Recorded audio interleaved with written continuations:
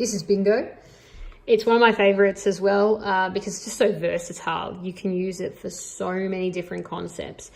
Just with the one super easy setup of just writing the numbers 1 to 10 down the side of their page in their scrapbooks in the lower years or in their group books in the upper years. One very, very simple version is just supertizing game. So instead of 1 to 10, you just set that one as 1 to 6, and then they simply roll a 6-sided die. Say they roll 3, they draw the dots, 1, 2, 3, that's scored. And then whoever rolls all the numbers to 6 first wins. If you've already rolled a 3, then you can either be, just miss a turn, or it could be, I might put 3 here and then be wanting to roll another 3 to fill up. And then I'd probably go that way there, my 6, if I wanted to. Or I could just miss a turn, which would probably be pretty silly if that rule was in play. That's the easiest version, say the prep supersizing version. But in grade 1 and often towards the end of prep, we make it more of an operations addition type of game where subtraction can be used to your advantage too. So say you roll 2 dice this time and it's 3 and 1. So you could tick 4, done, 3 and 1. If they could, I'd probably prefer them right and, if literacy is allowing for that. But if they can't, I accept that as long as they're saying it as and, not plus. However, let's say 4 was already scored on my board. Say prior to that, I'd already scored it like that or however else. And then it's like, oh, I don't want to miss my turn because I've already scored 4. I've got 3 and 1. What else could I do? So I could do 3, take away 1, makes 2. Tick. 3, take away 1, makes 2. And we'd want the makes there as well, makes 4. And now, boom, I've got that and I'm still on my way to bingo. I haven't missed a turn. But say 2 was already scored. And then I'm thinking, oh, what can I do? Well, one group of 3. So I've got one group of 3, makes 3.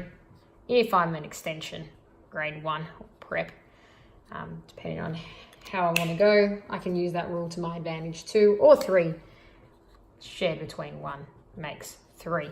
So you can bring in other operations for your extension students who want as many options available to them to score a bingo. In grade 2 and grade 3, we often bring in 4 dice just to give students more options. So let's bring in an extra 2, roll 4 altogether. We've already got a fair few numbers scored on this board, so it's getting a bit more interesting now. We need to be a bit more strategic. So one of the rules that I often use with my extension students is you have to use all 4, which then means they have to use often some subtraction and division. Otherwise, it's going to go too high, isn't it, if they just try to add and multiply it all. So let's say we go 5 groups of 4, 20, then take away 4, still 16. So we're too large. So we need to go into some division. So maybe we go 3 groups of 4 is 12. Take away 5 is take away 2, take away 3, so 7, so like a jump strategy back. And then plus or take away 1 or divided by 1, depending on which number you want to score. Say we're interested in 8. For some reason, we can really score any. So it's just your preference at the moment. We might want to get 8 of those. So let's do 3 groups of 4, take away 5, plus 1. And we don't need brackets because that equation would naturally flow anyway. You do that part first because it's got the multiplication. 12, take away 5, plus 1. And then it ends up being 7 plus 1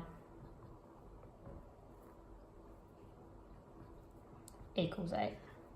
Just to check it as an extension, or in grade 2, grade 3 for your extension students, more so grade 3, grade 4 for most students.